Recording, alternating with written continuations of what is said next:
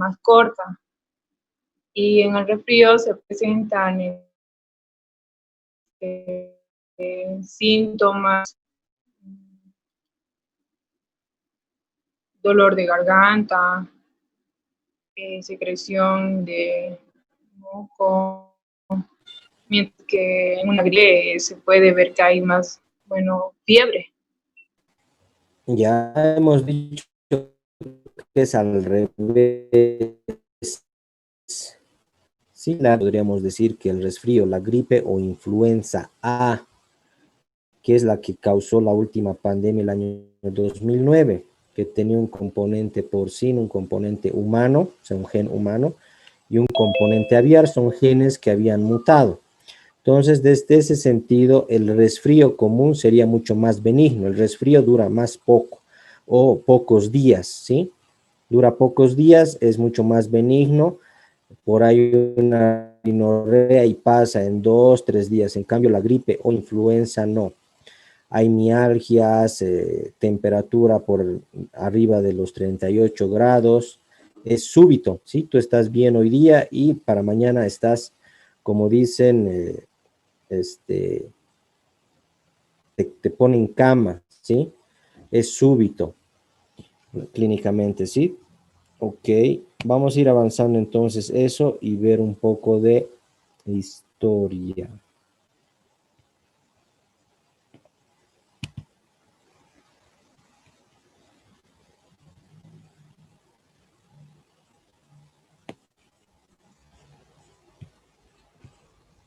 Entonces vamos a ver sobre influenza virus o virus de la influenza.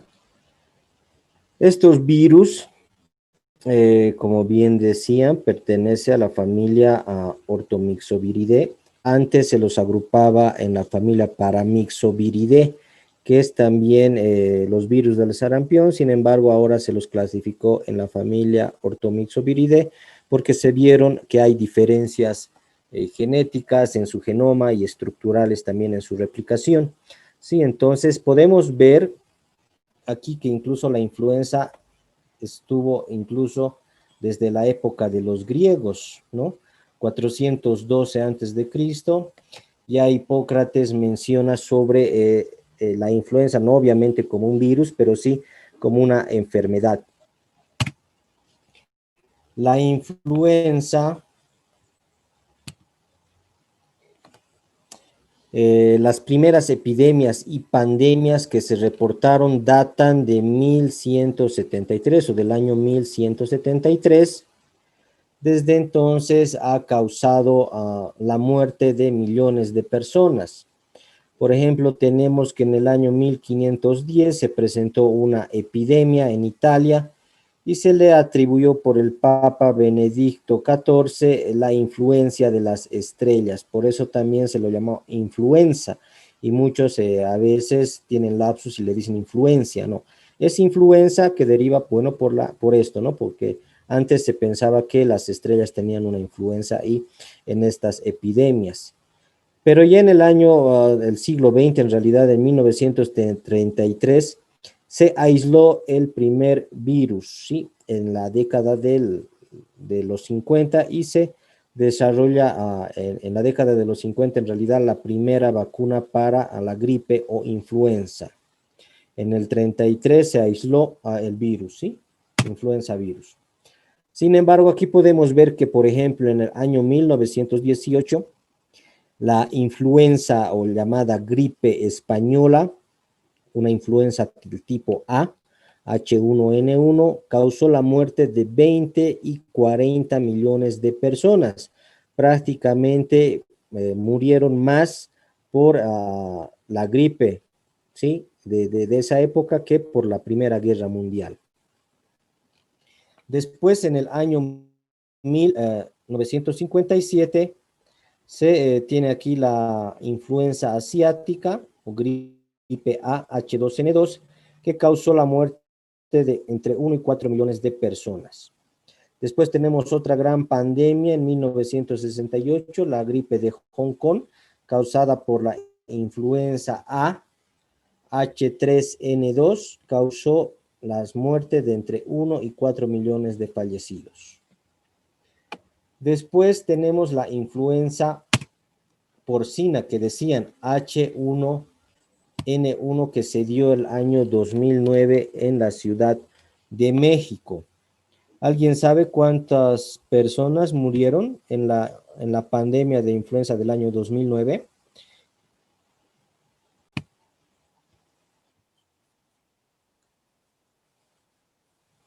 180,000, más o menos, poco menos. Más bien no se extendió más, sin embargo, se vio de que causó el fallecimiento de 25,000 personas, ¿sí? El año 2009, que se reportó más o menos en abril del 2009, y los primeros casos se reportaron en México. Bien, continuemos. No han sido muchos, ¿verdad? Sin embargo, a comparación de las anteriores epidemias de la gripe española de 1918 o la gripe de Hong Kong, ¿sí? Sin embargo, el temor era de que no muchos pensaban de que coronavirus, por ejemplo, iba a ser el próximo virus causante de pandemias, porque los centros colaboradores de la Organización Mundial de la Salud van monitoreando, ¿sí? Los virus estacionales. Por ejemplo, estaba circulando el H3N2 antes de la pandemia de coronavirus, y nadie se imaginaba que, por ejemplo, iba a ser un virus de este tipo el que iba a causar a la próxima pandemia. Sin embargo, todos pensaban que iba a ser una gripe aviar, ¿sí? Una influenza A en realidad, pero se equivocaron. Fue un coronavirus, ¿no? La causante de la pandemia del año pasado, que se inició el año pasado. Ok. Entonces, la influenza es una enfermedad infecciosa que afecta al tracto respiratorio superior, ¿sí? Y pulmones, de curso generalmente benigno y rápido, ¿sí? Sin embargo, los síntomas pueden llegar a causar mucha incomodidad en el paciente, ya que se da con fiebre, cefalea, mialgias, son dolores musculares, secreción nasal, anorexia, astenia, y puede complicarse con neumonía, ¿sí? Y el agente causal es el virus de la influenza. El virus de la influenza pertenece a la familia Orthomyxoviridae, género Orthomyxovirus. Hay tres tipos. Aquí tenemos la influenza A, la influenza B y la influenza C, que son los principales causantes de patología en humanos. Sin embargo, hay también otros tipos de virus que pertenecen a la familia Orthomyxoviridae, que son el virus Togoto y el virus ISA, ¿sí? Sin embargo, de importancia humana tenemos tres: influenza A, influenza B, influenza C. Para la nomenclatura, la clasificación, les decía que antes estaba incluido dentro de la familia del género Paramyxovirus, pero sin embargo actualmente se ha separado por diferencias estructurales y replicativas. Vamos a ver las especies y la nomenclatura del correcto de la correcta nomenclatura de la influenza, ¿sí? O de influenza virus. Para querer nombrar, por ejemplo, la influenza A, B y C, estos tres tipos los designamos con el tipo de influenza una vez que lo aislamos, ya sea A, B o C, seguido de slash, ¿sí? Después designamos el origen geográfico, es decir, si el virus de influenza A, que no es H1N1, lo aislamos en Sucre, le pondremos Sucre. Si se lo aisló en la ciudad de Beijing, lo pondremos Beijing. Y si lo aislamos en París o en Francia, lo pondremos París. Entonces, el tipo debe seguir al origen geográfico. Influenza A, Sucre, después slash, se coloque el número del registro o el año de aislamiento. Si, por ejemplo, aislamos en el número de muestra fue la 817, entonces colocaremos influenza A, Sucre, 817, el año de aislamiento, 1985, Y después el subtipo. Como vamos a ver, la influenza se divide en sus tipos debido a las proteínas de hemaglutinina y neuraminidasa. Esta H3 quiere decir hemaglutinina y la N-neuraminidasa, que son las proteínas que se encuentran en la superficie del virus. ¿Sí? Si es un virus animal o equino, hay que nombrarlo, ¿sí? Si el virus es humano, no es necesario nombrarlo, ¿sí? Pero si es un virus animal, sí se pone el correspondiente, si es equino, si es vacuno, por ejemplo, ¿no? El tipo de virus. Pero para la nomenclatura en humanos se designa el tipo de influenza, seguido del origen geográfico, el número de registro de laboratorio y año de aislamiento y el subtipo viral que va en dependencia de la proteína, ya sea neuraminidasa o hemaglutinina. Este es el virus de la influenza y como pueden ver es un virus. ¿Qué tipo de virus? ARN de polaridad negativa. Es decir, que va a necesitar este virus una enzima reversotranscriptasa para convertirlo a DNA, al igual que los últimos virus que hemos estado estudiando, como el coronavirus, que también es un virus de ARNA negativo, y también el VIH. Son virus pleomórficos, tienen una bicapa lipídica compuesta de lípidos, y es por eso que también son muy sensibles a solventes como el detergente o el jabón. Sí tienen una simetría helicoidal, miden más o menos entre 80 a 120 nanómetros y tienen dos proteínas importantes de superficie, una que es la hemaglutinina, ¿sí? Y la neuraminidasa. La hemaglutinina es importante porque es el receptor por el cual se va a unir al ácido siálico de las células alveolares que están en el pulmón y tracto respiratorio superior. Estructura y composición, como habíamos dicho, son partículas pleomórficas que miden entre 80 y 120 nanómetros. Son virus envueltos, tienen una cubierta hecha de lípidos, los cuales sirven para insertar las proteínas de hemaglutinina y neuraminidasa. Su simetría es helicoidal, el 18.37% corresponde a lípidos, 5 a 9% está compuesto por carbohidratos y el 1% prácticamente es el genoma, ARN. Tiene 8 proteínas estructurales y 2 no estructurales. Estas proteínas en el número de 8 son las que van a conferir diferentes funciones y las que van a ser responsables de la mutación viral o cambios conformacionales del virus. Son virus sensibles al calor, se destruyen muy rápidamente al calor y a la desecación, y también a las radiaciones por rayos ultravioleta. Son sensibles a solventes orgánicos tipo detergente, jabón, éter, formaldehído y agentes oxidantes, ¿sí? La hemaglutinación e infectividad son importantes y son resistentes a la alcalinidad. Por ejemplo, estos virus tienen la propiedad de aglutinar a los glóbulos rojos. Sí, aglutinan, los ponen como en redes. El genoma es un ARN lineal de cadena simple, negativo habíamos dicho, más o menos entre 890 y 23.000 pares de bases y un peso molecular de 4 por 10 elevado a 6 kilodaltons. En cuanto a la estructura genética, aquí tenemos 8 segmentos proteicos, 1, 2, 3, 4, 5, 6, 7 y 8, ¿sí?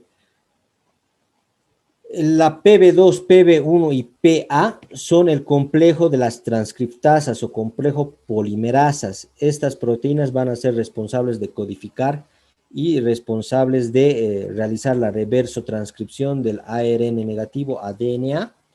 Tiene una proteína de matriz que se va a desdoblar en M1 y M2 y proteínas no estructurales, ¿sí?, que van a tener importancia en la replicación del virus. Sin embargo, las más importantes son las proteínas de hemaglutinina y la de neuraminidasa en la replicación. Aquí vemos un poco de las funciones de estas proteínas. Por ejemplo, la PB2 es una endonucleasa y su función es reconocer el RNA del huésped, ¿sí? En este caso de la célula alveolar que va a infectar en los pulmones. Es responsable de la síntesis de RNA y regulación de la expresión viral. La PB1 es una transcriptasa que es responsable de la replicación, es decir, transformar el RNA negativo a DNA. La proteína PA tiene una actividad proteolítica, va a sintetizar RNA negativo, y la hemaglutinina es la principal o es el principal determinante antigénico, es decir, se va a unir al receptor para una vez que se produzca la unión al receptor, se desencadene la respuesta inmune específica. Su función es unirse a los receptores celulares y va a inducir anticuerpos neutralizantes. La nucleoproteína UNP, sí, es importante y tiene funciones en la replicación viral. La proteína de neuraminidasa es también el determinante antigénico, al igual que la hemaglutinina, y tiene una función importante que tiene que ver con la maduración de los viriones, ¿sí? La proteína M, hemos dicho que se va a desdoblar en M1 y M2, ¿sí? La proteína M1 tiene la función de ensamblaje y salida de los viriones. La M2 es la proteína de membrana y es el blanco de las drogas antivirales, como vamos a ver que se utilizan para influenza. Y tiene dos proteínas no estructurales, la NS1 y la NS2, o Non-Structural Protein, que viene de las abreviaciones del inglés. La NS1 tiene una actividad que va a regular la expresión de genes virales, y la NS2 tiene un componente o una función de síntesis tardía una vez que madura el virión. ¿Hasta aquí está bien? ¿Se entendió? Las proteínas y el complejo proteico del genoma por el cual está compuesto el virus de la influenza. ¿Ah? ¿Preguntas?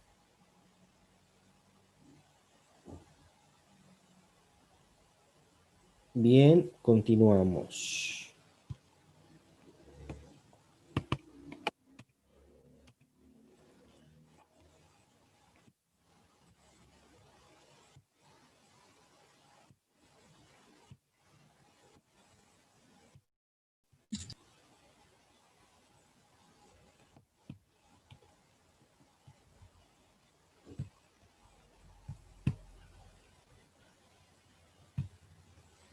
Vamos a ver cada una de las proteínas. La primera, la hemaglutinina, que es la principal o es el determinante antigénico viral, ¿sí?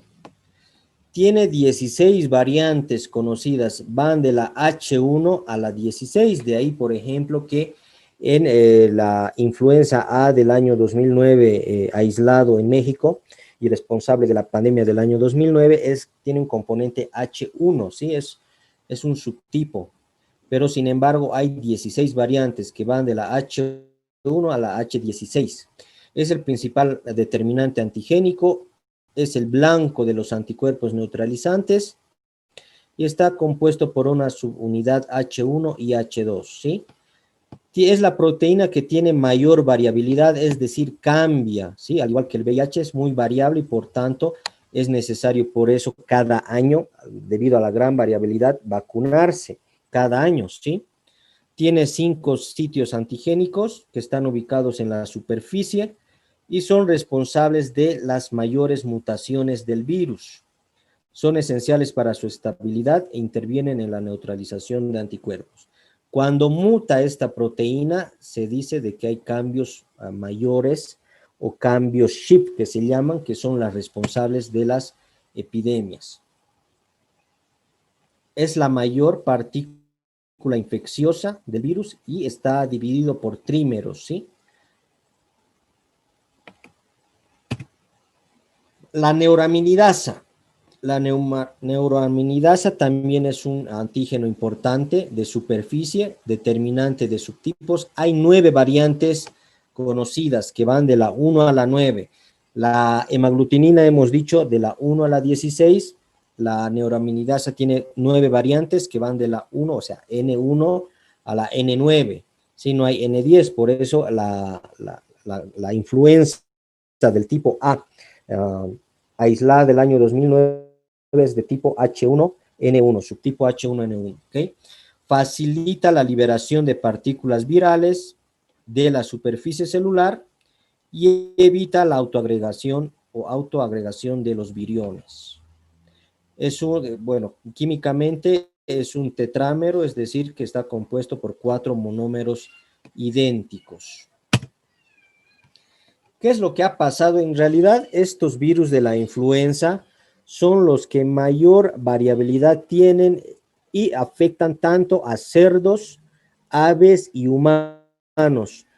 Una vez que se produce esta recombinación, es decir, influenza A de pájaros, ¿sí? Influenza A de cerdos, y obviamente los cerdos, principalmente las pandemias y epidemias se dan o nacen en Asia, ¿verdad? Porque hay mucha gente que está en contacto con las aves de corral. Entonces, la influenza A de estos pájaros, de estas aves, tienen un reordenamiento genético y al estar en contacto con humanos pueden saltar del ave hacia el humano o del ave hacia el cerdo y del cerdo al humano. Entonces se produce una recombinación genética y se reportan combinaciones genéticas. Es así que, por ejemplo, la influenza causada por la pandemia del año 2009 tiene un componente de ave, un componente de cerdo y un componente genético humano, es decir, se ha causado por una mutación de influenza de estas 3 especies que afectan tanto a aves, cerdos y humanos. ¿Hasta ahí está claro?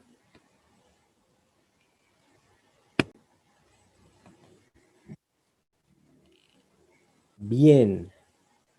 Van a estudiar para mañana replicación de influenza, virus, ¿sí? Vamos a quedar ahí. Les voy a preguntar y espero que me respondan, ¿sí?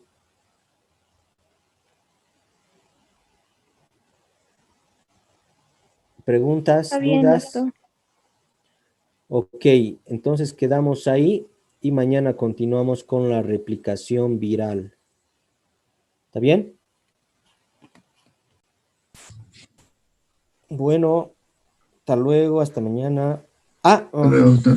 Bueno, no, les comunico nomás a los que tienen prácticas a la tarde por el WhatsApp. Ok, chao. Hasta luego, doctor. Hasta luego. Hasta